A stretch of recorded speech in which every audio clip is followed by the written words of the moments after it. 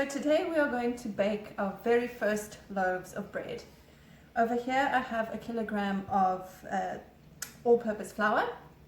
I have some yeast. This is 4 grams of yeast, 20 grams of salt, and about 30 grams of olive oil. I think it's about 4 tablespoons if I'm correct, but 30 grams of olive oil. And let's get started. So I always like to touch my ingredients because it really helps for the baker to understand what the flour is doing, what the dough is doing, and you really need to start getting a sense of that and building your understanding of the dough and what the ingredients are doing together. So let's start. So I'm going to mix the yeast into the flour. Get all of that in there. Make sure you mix it into the flour properly. Nicely dispersed. Next, I'm putting the salt. You really want to make sure that your yeast and your salt don't come into direct contact with each other. Basically, because the yeast is a living organism and the salt can burn it or severely weaken it. And yes, your bread might in fact not rise. And I have forgotten to bring my water here. Give me a second. Here we go. We have about 750 grams or moles of water. So grams and milliliters are the same for water. And I'm going to just pour this in.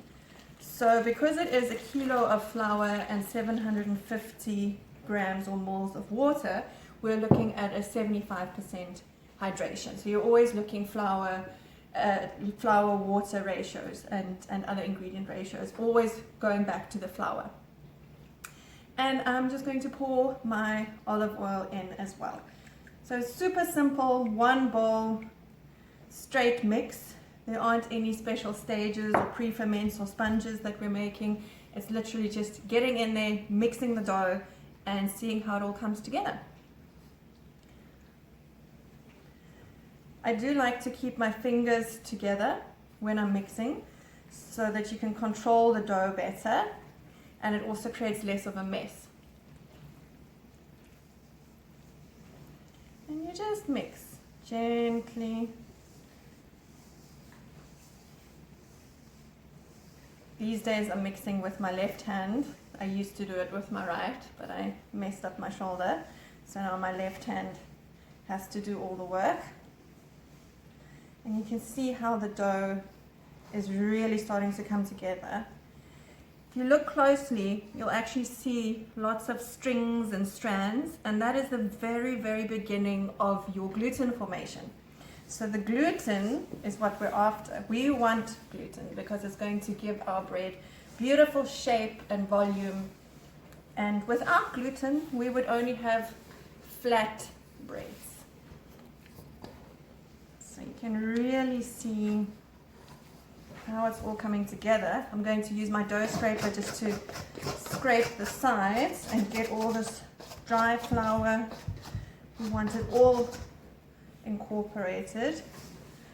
And now I'm just folding it over itself and working it in. So the last little bit of flour. Dough is flying everywhere, by the way.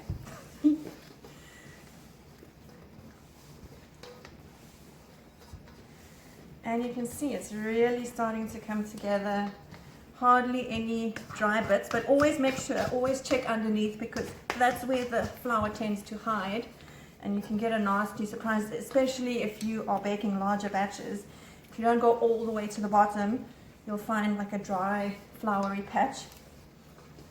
And then basically, you use your scraper to clean your hands, your fingers, and get the last little bits around the sides. And I mean, you can go on forever to really clean up everything. But at this point, we have a very basic, rustic little dough going. We are going to now, in the first bulk fermentation hour or hour of bulk fermentation, I'm going to actually come back every 20 minutes and just give it a quick fold because by doing that I'm working the gluten. I'm really making sure that the gluten development starts to improve and that the dough gets stronger. And then after that, you can only have to come back every hour to fold. So within the first hour, it's important to really build that gluten strength. And then every subsequent hour after that, it's a quick fold, and then you let it rest again. So that is it.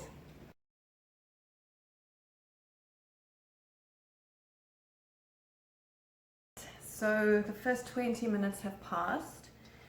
Let's have a look at this dough. It's relaxed quite a bit since we left it.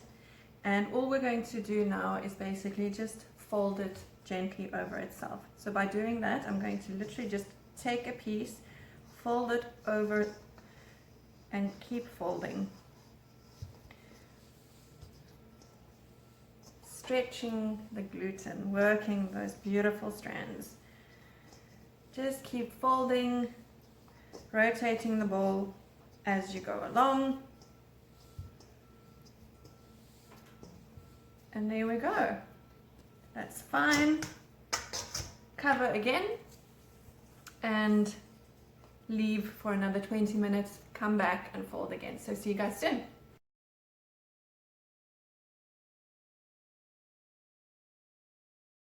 Right, another 20 minutes have passed. And let's have a quick look at the dough. So you can see it's getting very beautiful and smooth and very nice and stretchy and elastic. So we're just going to fold it again.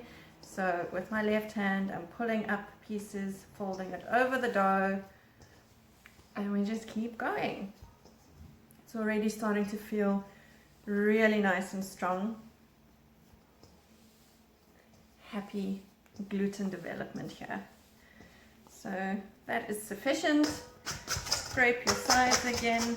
You'll also notice that as the dough strengthens and develops, it will not stick to you as much as it did in the beginning when you just mixed it. So it really starts to come together, you know, and yeah, it becomes its own little being.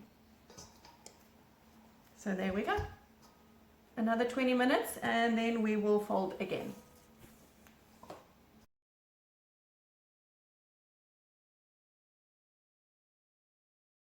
The dough is really looking beautiful and shiny and stretchy. I'm going to break off a piece here and just I want to see what the gluten development looks like. So I'm going to just try and stretch this piece of dough as much as I can to see whether I can actually, this is called the window pane test, and I want to see if I can almost look through it, see through it, like a window, like a pane of glass. And you can see that I can go quite stretchy, and you can almost see through it there, so it's getting quite translucent.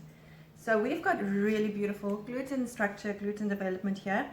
I'm going to give it another fold, but now instead of coming back after 20 minutes, I will be coming back after an hour, and then we'll just fold again.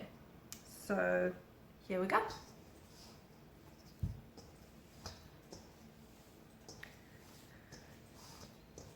Stretch and fold, scrape the sides, and ooh, beautiful little bubbles coming along too. So see you guys in an hour.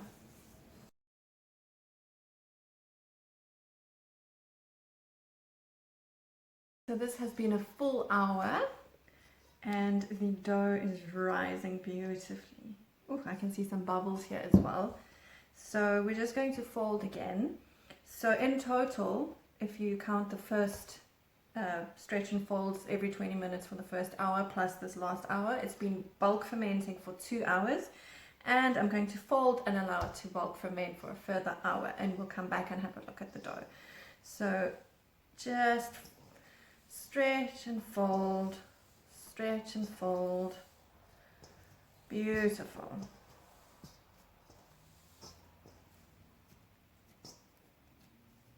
And there we have it. So cover again and see you back in an hour.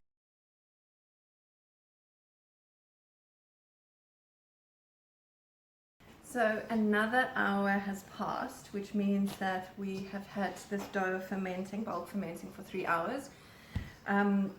If I wanted to, I could leave it for another hour, so stretch and fold and leave it for another hour before shaping. But I'm sure you guys are as excited as I am about getting some fresh hot bread out of the oven and enjoying that with some butter. So I'm actually just going to tip this out of the bowl now and show you guys how to shape. So let's do this. Right, so let's just put this out of the way for a second. I am going to dust my surface with some flour. So the flour shakers are useful. If you don't have one, it's not the end of the world. And I'm now going to tip my dough, use your dough scraper, out onto the surface. You can see all the beautiful strings of the gluten. Grab the last little bits and put that aside again. Right, so this is our gorgeous dough. You can see lots of little strands and bubbles, and the gluten network is very well developed in this dough. So at this point, I'm just going to very loosely fold it over itself. I'm not deflating it. I am just making it a little bit easier to handle, and I'm flipping it over. Now, if you want to, you can scale your dough, so you can weigh every single piece and make sure that they're all the same weight. If you're baking at home, though, you don't necessarily have to do that unless you're a perfectionist and you want to make sure everything is exactly the same. But I think I'm actually just going to eyeball it today. I'm not going to weigh it. And another thing, I'm going to make 2 large loaves, and then I'm going to make a couple of rolls. And I will explain to you why in a few moments. So let me put this aside here. Those are going to be some rolls. And over here, these can be our 2 loaves. All right, so time to do a bit of pre-shaping. So I'm going to dust the surface again, just very lightly.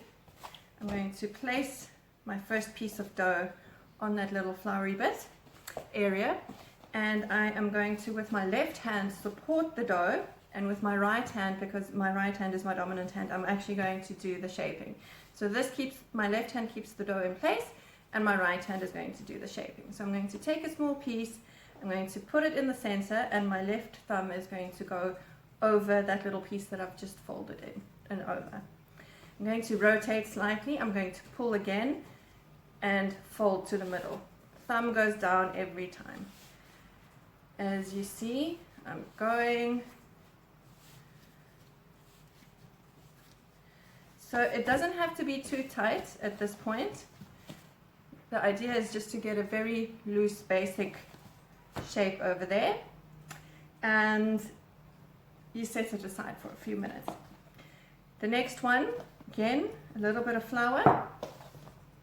And I'm going to keep my left hand as the support and my right hand as the shaping tool. And you just rotate and fold and keep going. And there you flip it over, you've got a very basic little round shape going on. Right, let's put that aside again.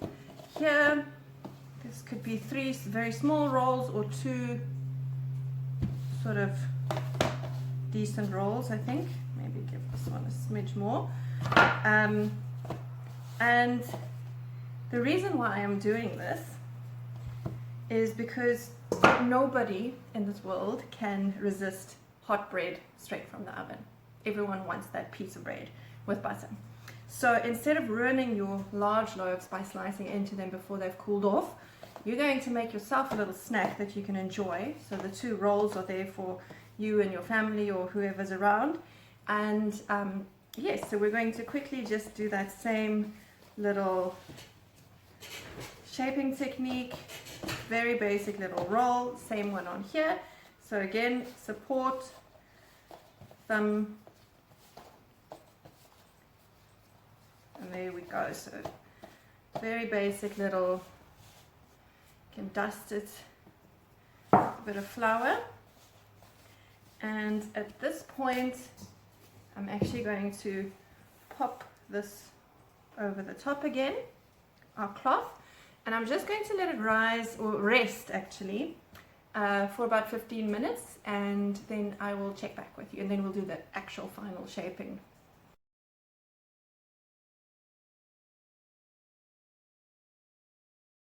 So the dough has been resting, and now we are ready to do our final shaping before the dough is allowed to rest one more time, so the final ferment before it gets baked in the oven. So let's get cracking. So I'm going to just take my flour shaker again, flip over the one piece of dough that you've already roughly shaped, and again you're going to do that same technique I showed you earlier, where you basically support with your one hand, or your non-dominant hand, and with your dominant hand, in my case my right hand, I'm going to be doing the folding. So thumb down, and this time you're going to be a little bit more deliberate. You're going to tighten it quite nicely, quite significantly. Just give it a little squeeze. And we don't want too much flour here, and I'm actually going to just squeeze it and twist it around. So here is our first little one, nicely shaped. I'm going to set it aside for a second while we shape the next loaf. Again, a little bit of flour, pop it over. Left hand supports, right hand shapes.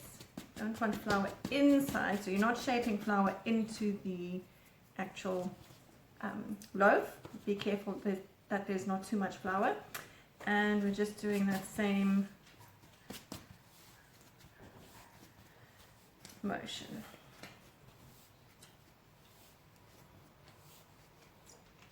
Squeeze, flip over.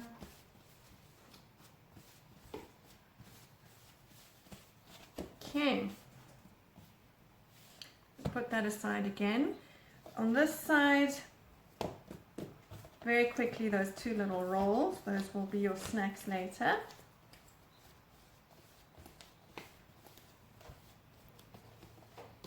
And the last one.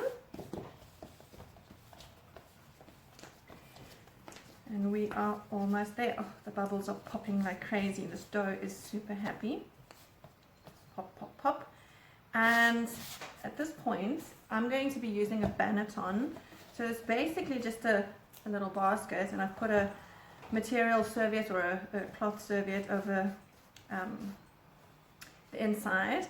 As you can see, I've used this quite a few times before, so it's well floured.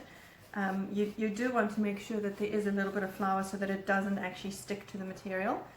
And I'm going to actually just pop these into the basket, like so. Set aside. Next one, and set aside. These two little rolls I'm going to allow to just work their way by themselves. They don't need any support. And I'm going to allow the dough to rise for about 45 minutes. And I'm also going to start the oven maybe in about 20 minutes time. So depending on how quickly your oven heats up, you might need to do that earlier or later. And yeah, I will see you shortly.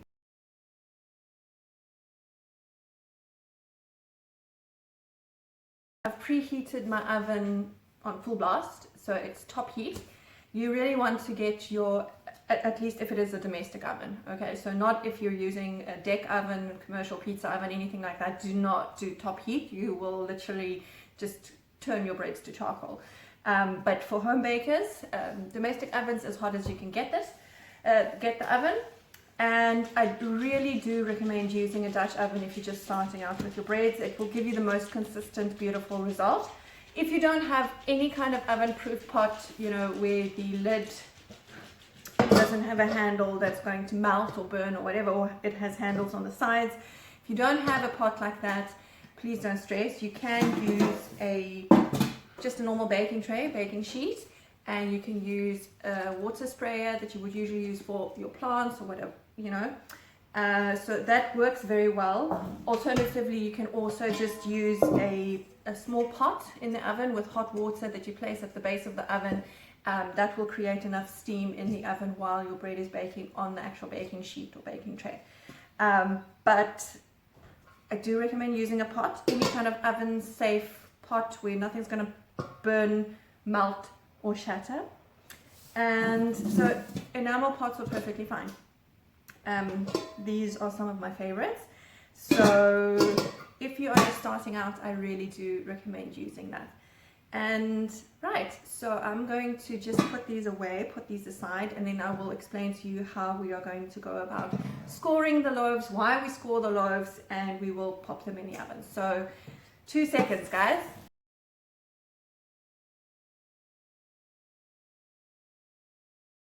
Perfecto. I have 2 small pieces of baking paper over here.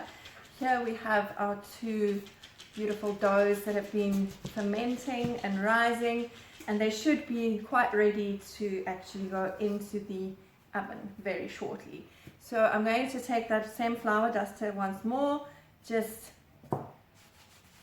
dust the base. So this is now going to be the base of your loaf, and I'm going to literally just pop it over onto the baking paper. What a gorgeous little baby. Right, and same goes for this one over this side. Just a bit of flour and onto the baking paper. Here it goes. Beautiful and soft. Right, next we need to score the loaves. So basically what that means is you're going to do a slight cut or incision into the the surface of the loaves, and you're basically going to guide the steam out of the dough, out of the loaf, and at the same time it's actually going to allow the bread to rise up and the steam to escape in a very purposeful way without it being able to burst out into funny directions. And so you're basically guiding the steam out, and you're also going to get a very aesthetically pleasing, so very pretty looking loaf. So you have a couple of options. If you don't have a baker's blade, you can also use just a normal kitchen knife, but make sure it's very, very sharp. And these 2 I actually had made by 2 different artisans for me, for Babette's bread, for my business, and for teaching purposes as well. So I will actually do some scoring with both of them for you.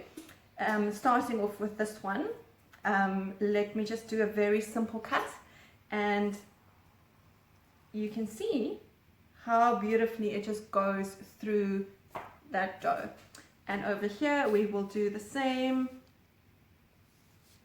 and now we are ready to go into the oven.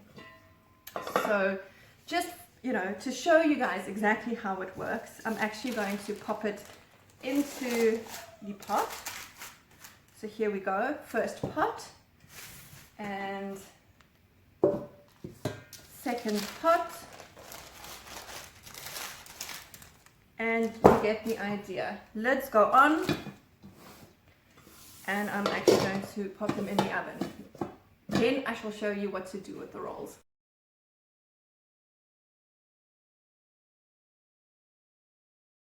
Right, I have put those 2 pots in the oven, and now we're quickly going to pop these rolls into the oven too. So let me do this, lift it, place it here, and these ones are not going into a Dutch oven, so I'm actually going to use a sprayer to create enough steam for it. So let's do a quick little cut here as well. 2 cute little crosses, and straight into the oven with a bit of steam.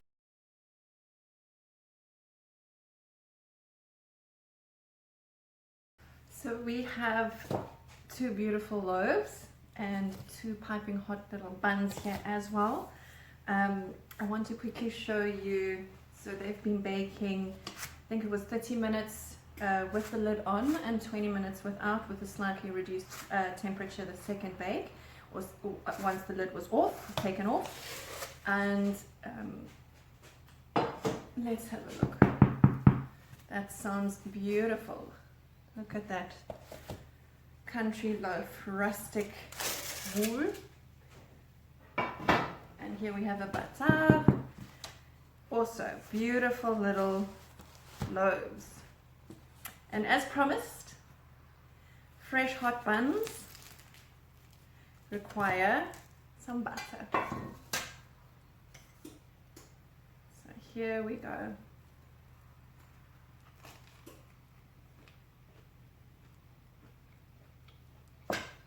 Delicious. Do not ruin your loaves by slicing into them when they are still piping hot. The steam won't evaporate properly and it will be trapped in the dough, and it will in the actual loaf, in the crumb, and it will result in a very stodgy, dense, heavy, too moist dough and loaf. So not ideal. Do not. Rather make your roll or two, enjoy with butter, and let these cool off before you enjoy them and slice into them. So there we have it. You guys have just baked your very first loaves of bread, and some rolls too on the side. Thanks for watching.